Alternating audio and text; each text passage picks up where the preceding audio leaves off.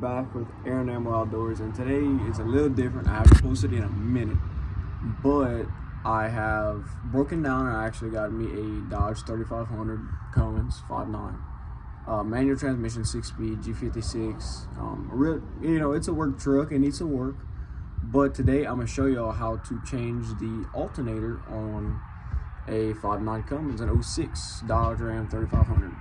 So skip all the talk and we're just gonna go ahead and jump into it. We do have our new alternator. Nothing special. Now, looking at this, you will have a plug right here on the side of it, and also you have the cable that runs to the back. I think it's a 15 that fits it.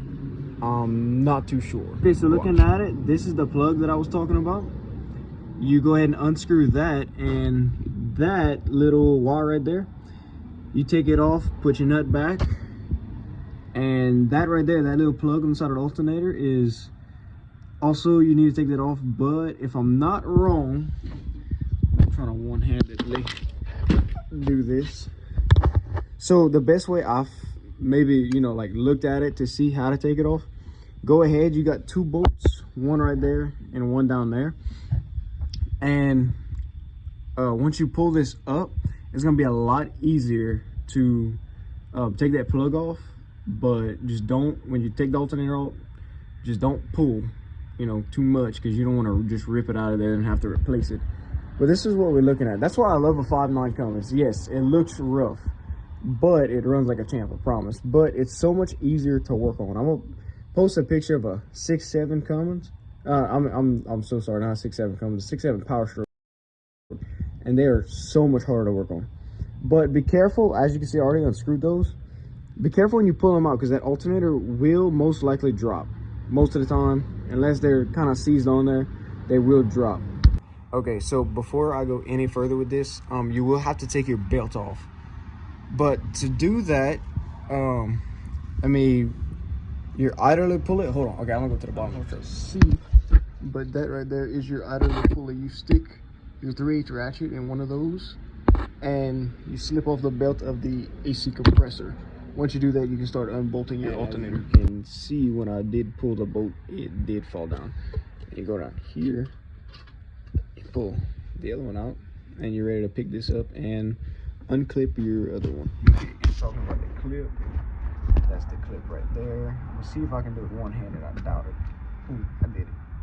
So you unplug that, and then your alternator's ready to come out. Alright, so now we're gonna wedge your alternator out of here.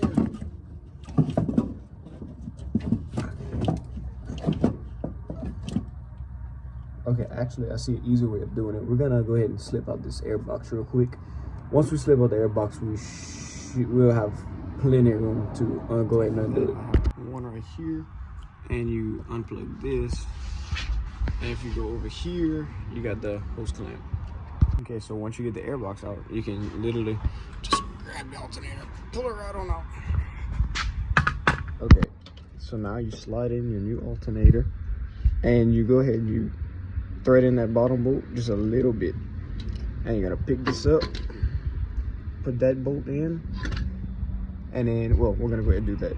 Okay, so once you have it bolted, then you want to take your plug and go ahead and plug it back in, and then you want to take this, unbolt that, and put that on there. Okay, so once you do that, you go ahead and put your air box back and see if it's starting. Oh, well, that and your belt. Put your belt back. You're gonna need that. All right, so once you put your air box back in, plug this up, plug your sensors back there, put your nice belt back on, you fire it up, and if you want to use a multimeter to test it, you can, or you could just look at your battery gauge inside your truck. But that's about it. As you can see right there, we're charging above 14 volts. Before, it would go a little bit fast. I don't know what that would be, 11? But now it's charging way up here. Let's say you ever want to test your starter with a multimeter, you would turn it on, of course, and that prong that's on the back, that bolt, you put your positive on that and just take your negative and ground it out on the alternator. It should be pushing 13 volts to 14 volts.